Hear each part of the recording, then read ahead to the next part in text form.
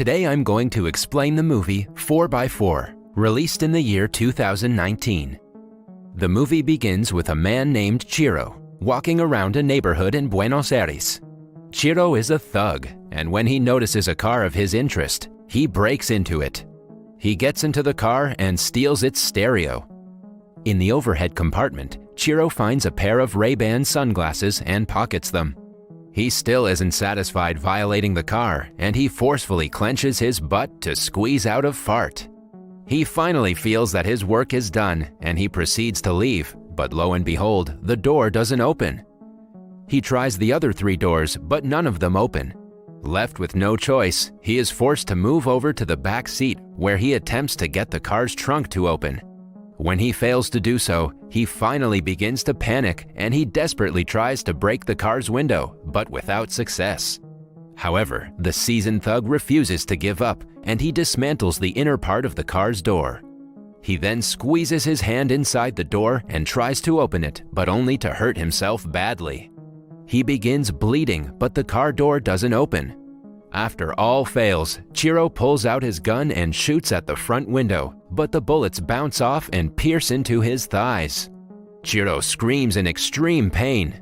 Profusely bleeding, Chiro takes off his shirt and wraps it around the wound.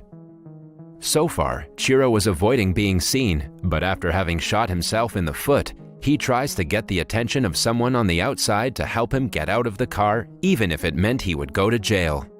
Luckily, a woman appears outside the car and begins to fix her makeup using the car window. Chiro tries to ask her for help, but it appears that the woman outside the car can't see Chiro inside. He yells at her, but the woman leaves without flinching.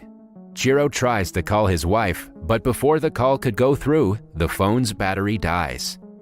Several hours pass by, and Chiro falls asleep. Chiro wakes up the next day extremely thirsty. He has run out of water, and he is forced to lick the fog from the window out of desperation.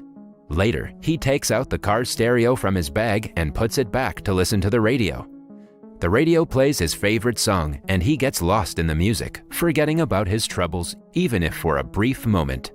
Although the song is a raunchy number about having intercourse in the car, it coincidentally describes Chiro's situation. It talks about foggy windows, reclined seats, and doing it all night. For some reason, the song gives him the motivation to attempt opening the door again, and he gets at it. As he repeatedly hits the door with a tool, a phone starts to ring. It is the car's stereo. Chiro answers the call, and a man speaks from the other end. The man introduces himself as Dr. Enrique Ferrari and welcomes Chiro in the car. Enrique continues that he is the owner of the SUV, and he has been robbed 28 times in his life. He adds that Chiro is the 29th thief that has tried to steal from him. The revelation enrages Chiro, and he demands to be freed, but Enrique tells him to shut up and listen. Enrique then continues that he calls his car 4x4, which has an alarm that's connected to his phone, using which Enrico can lock all the doors to the car. It is bulletproof. It can't be moved from inside because of active suspension. It is also soundproof. Moreover, the windows, including the front windshield, are all polarized. The only thing that's not bulletproof is the gas tank, which can hold 120 liters of fuel, and it is full at the moment. Enrique warns him that the full gas tank is a potential bomb, and in case he tries something funny, the car could explode along with him. As Chiro hears in disbelief, Enrique continues that he is a widower who was born in Quilmes 60 years ago. He had a normal childhood for a middle-class child at the time. The doors to his houses were never locked. Enrique says that the current life is in such a bad state right now that he misses the life he had when he was a child. He asks Chiro what he would do if he caught his son stealing. However, Chiro has had enough, and he threatens to report Enrique to the police. Chiro orders Enrique to release him so he can kill him and all of his family. However, before Chiro could finish, the phone hangs up. Afterwards, Enrique turns on the air conditioner and takes it to the lowest temperature to torture the thief. Chiro tries to turn off the AC, but without success. Left with no choice, Chiro takes off his shirt from his wound and wears it. To stop his foot from bleeding, he tears a part of his jeans and wraps it around his wound.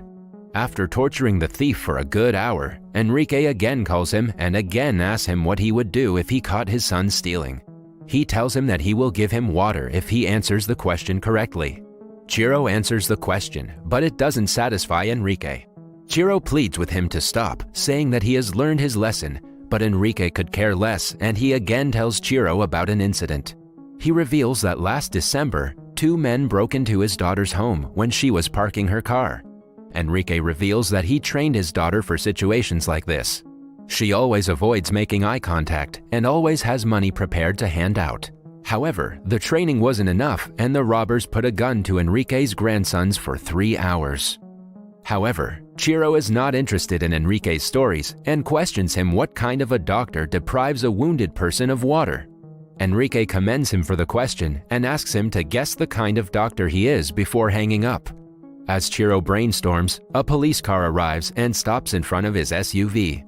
Chiro is again filled with hope, and he tries to get the attention of the policeman. But the policeman gives the SUV a ticket instead and leaves. Several hours later, Enrique calls again and asks Chiro his full name and his ID number in exchange for water. After Chiro complies, Enrique guides him to the water in the washer hose in the back. The water is light blue in color, but a dehydrated Chiro could care less and gulps down the water, breathing a sigh of relief. However, Chiro is still hungry and without food, so he is almost forced to eat one insect that has somehow made its way into the car. Later, Chiro checks his wound and learns that it's turning yellow, and he also has a fever. Enrique decides to give him a break, and he turns on the AC for Chiro so he could cool down, and reveals that he is also sick. Enrique is dying of cancer, and the doctors have told him that he has got a year to live. As Enrique continues to blabber, Chiro takes off his clothes and passes out. Chiro's body has also turned yellow. Later, Chiro goes through the car manual looking for a way to escape, but only to eat its page in sheer desperation and frustration. Chiro is really at his lowest point, and he pisses in a container and drinks his own piss to quench his thirst. Suddenly, things look great for Chiro when a burglar tries to break into the SUV, giving him hope. However, the thief is spotted by passerby, and they beat him up and hand him to the police. Soon the night falls, and dehydration and hunger turns him into a philosopher. He notes how a small percentage of people have so many things that need to be distributed so everyone can enjoy them. He further adds that the world is full of poor people with laws made by rich people for rich people. Chiro claims that he will not obey them, even if they gun him down. He reveals that's why he became a thief, just like his father and grandfather. The next day, Enrique calls him again and reads him the newspaper. Enrique says that he is in a good mood, so he guides him to a hidden chocolate bar behind the brakes. After spending all day resting and observing the people in the neighborhood, Chiro again repeatedly strikes on one of the doors he managed to strip down to its metal part from the inside. Eventually, he manages to create a small hole in the door that opens outside. He screams through the tiny hole to attract someone's attention, but without success. Enrique later calls and reveals that he has contacted Chiro's family. Hearing his family's name, Chiro tears up and warns Enrique against harming them. He then tearfully asks what he did to him to deserve this. However, Enrique doesn't stop, and he pulls out Chiro's criminal record and reveals that Chiro has killed a person before. A tearful Chiro denies having killed anyone. Enrique has receipts, and he reveals that Chiro broke into the home of the Salerno brothers in Barracas to rob them, but they tried to fight back, and Chiro shot them with his gun. Enrique also brings up an old bus driver that Chiro badly beat up. However, Chiro still refuses to take responsibility and blames the driver for not letting him rob the passengers. He says that he made mistakes and he has already paid for them. Later, Chiro charges his phone with solar power and calls his wife, but the call goes straight to voicemail. In the voicemail, he confesses to his wife everything and apologizes for messing up again. After crying his eyes out, Chiro plays with the car's start button and manages to turn it on.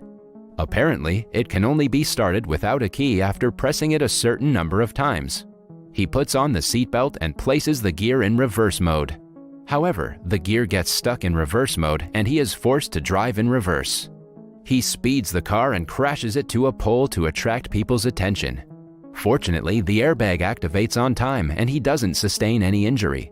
Chiro is finally able to kick down the weakened rear window and escape. He is in extreme pain, but he manages to drag himself to a nearby gas station eatery, where he helps himself to some food. As he relishes every bite of his food, the eatery's manager orders him to pay for the food and leave immediately. This enrages Chiro, and he shoots the manager. Chiro then wakes from his sleep and he realizes that he was dreaming and he is still stuck in the car. Enrique calls again and Chiro threatens to commit suicide, but it fails to faze the former. Fed up, Chiro puts his gun to his mouth and pulls the trigger, but the gun gets stuck. Enrique laughs at the thief's misery and asks him to look in front of the car, finally revealing himself. Enrique gets in the car with him.